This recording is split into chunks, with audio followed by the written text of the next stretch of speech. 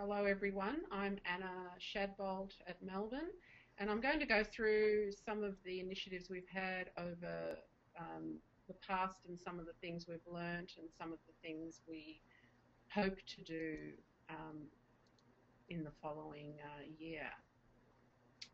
Oops, it's not going forward. Okay, there we go. So I guess the why and the how, similar to what Belinda's been saying, there's a lot of reasons why we want to do this, but the training piece about delivering on services to support research data management is to both build capability but also to change culture, to find new ways of doing things that people have been doing for a long time. So that's often the resistance, in that there may not be clarity around why practices should change, and in some cases practices can impact on their current workflows. It's also an opportunity to learn about what is common practice amongst your clientele, the researchers, while also teaching what's good practice.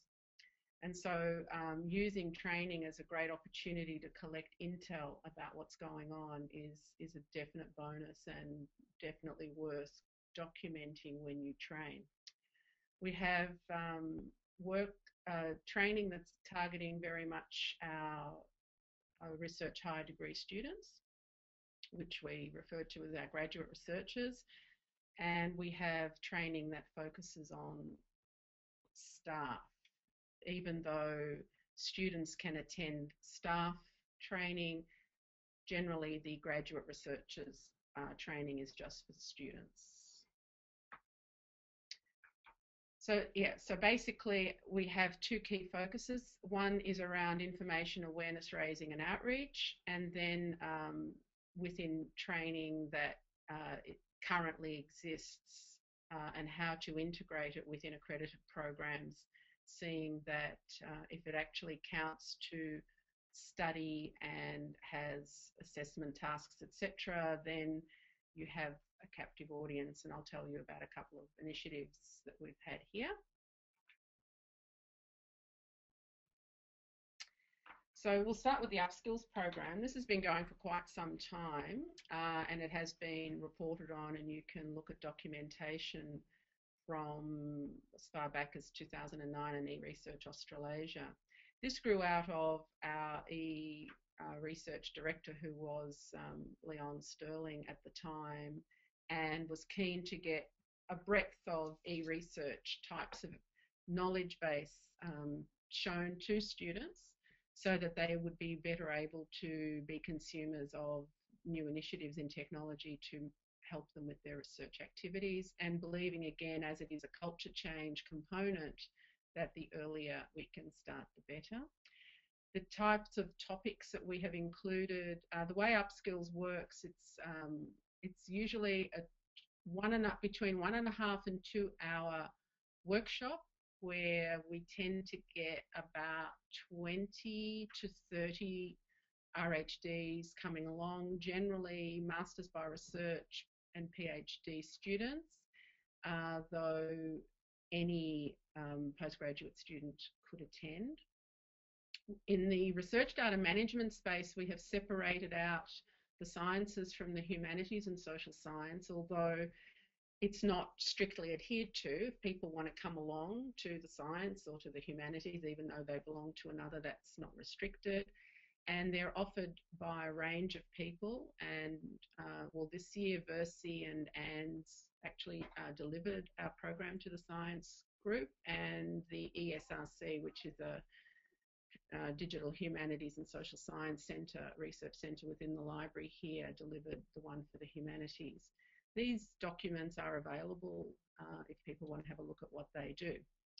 We've also done training around managing your digital assets, so that if students are doing research where they have to collect images and they're not quite sure how to have metadata inserted and make sure that they're well documented in their work, then we assist with that. And also if they require digitisation as part of their thesis and research, copyright, open access, legal frameworks, etc. In fact, I think they're also open to other, I think Monash may also attend these programs if they want to.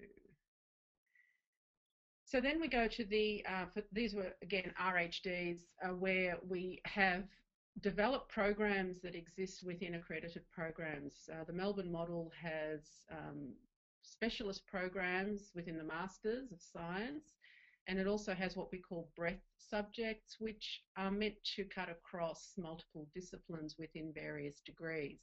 And eScience was one of these breadth subjects, and it was taken within the degrees that are just outlined there. The objectives were multiple, but research data management was a key component of that. There was a poster at last year's eResearch Australasia, but unfortunately that hasn't been archived. I'll have to try to produce a version that can be PDF so you can have a look at it. So what the students, their assessment tasks, they're the objectives. Their assessment tasks included developing a data management plan for their own project, and also developing using tools for visualization, which was group work, but the data management was individual. The sorts of responses that were given was, and interestingly enough, you know, in hindsight, I quite like that middle one where they're saying that despite how boring some of the bits were, because one of these breadth subjects is one of these subjects that they must take some sort of elective, and they, in some cases, they begrudgingly took that, but then were surprised at how useful and interesting it was. So that was pleasing to see.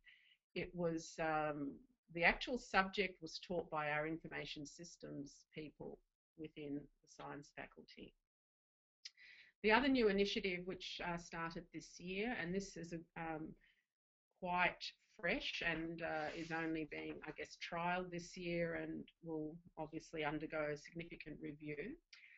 It's working on the teaching of digital methods in the arts, which is social sciences and the humanities, and it's within the arts faculty PhD program.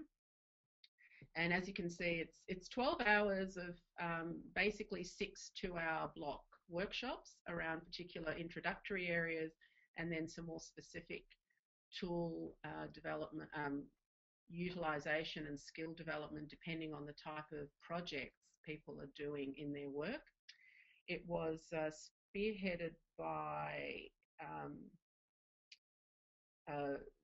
basically people whom you may know, Craig Bellamy from Versi, Nick Teberger, who's a linguist, Gavin McCarthy with ESRC, Andy May and Michael Arnold from the arts faculty.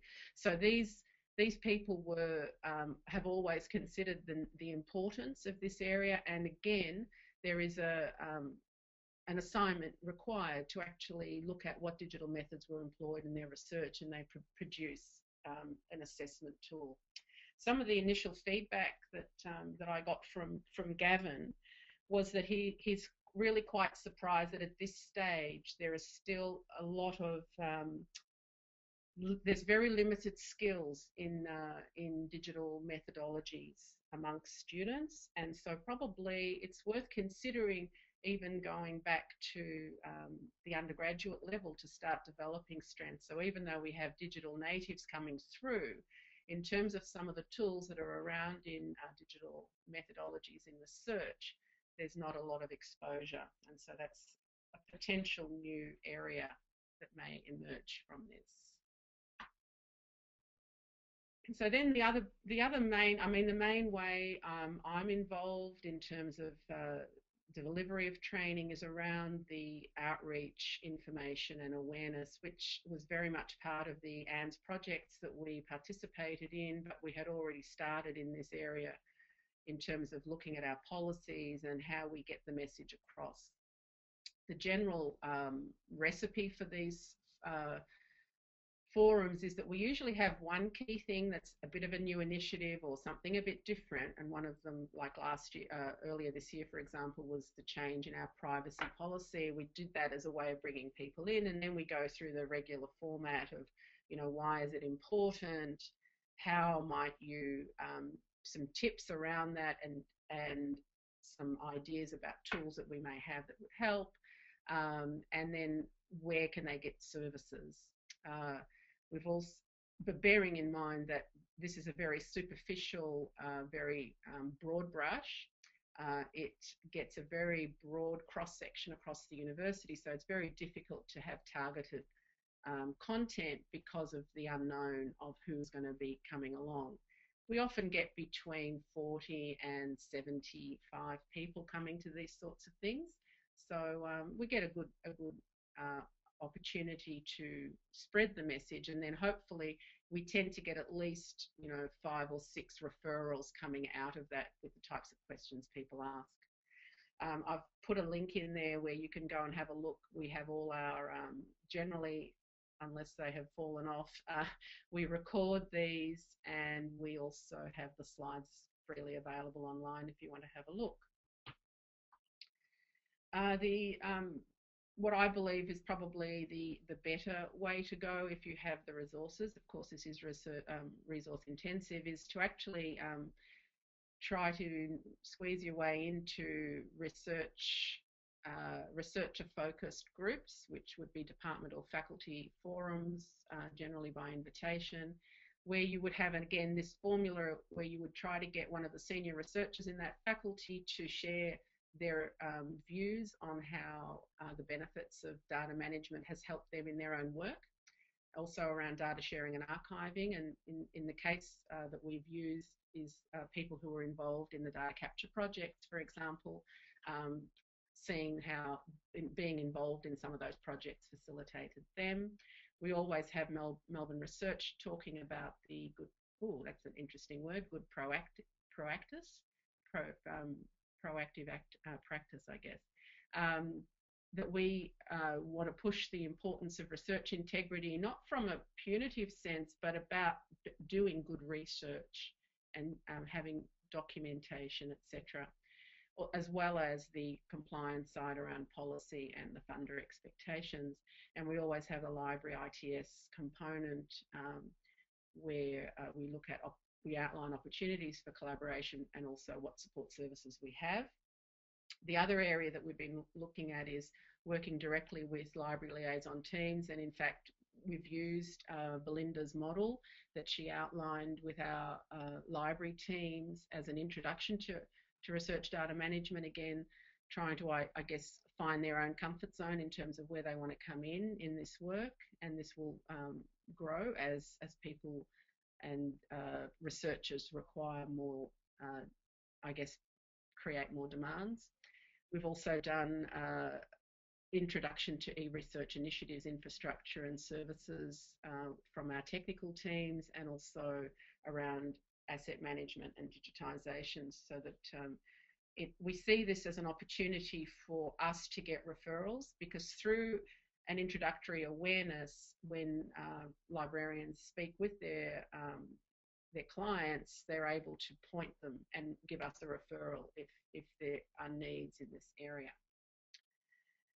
So as I was leading on to then, another key way that we do training is through the service delivery itself. So when we get referrals, often through our record services team, which is now based within the University Secretary's office, we are able to engage directly with our colleagues in various groups. Sometimes it's a faculty level where they have all this stuff, and it's not only digital, it's also physical data. We had container loads of soil samples, etc., etc. So this is also part of data management, and it's about good record keeping. So it gives us opportunities to help faculties or departments develop a process to improve their own practices on the ground.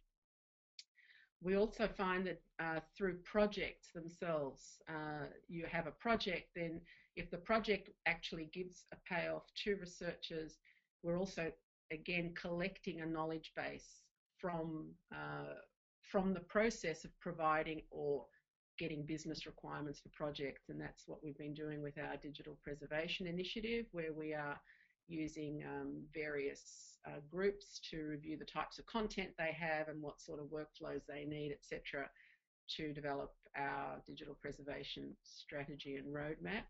And in 2013, we will be actually developing, well, we will be offering a data curation service, and that will again be offering direct support to researchers who are interested in learning more about data curation and archiving.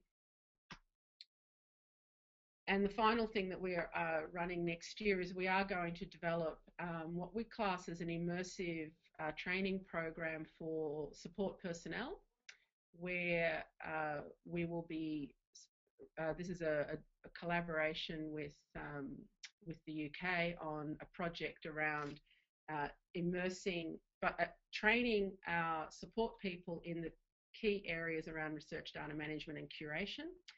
And particularly the support people, although we do believe that the outputs will be applicable to researchers, but that's not going to be our initial pilot.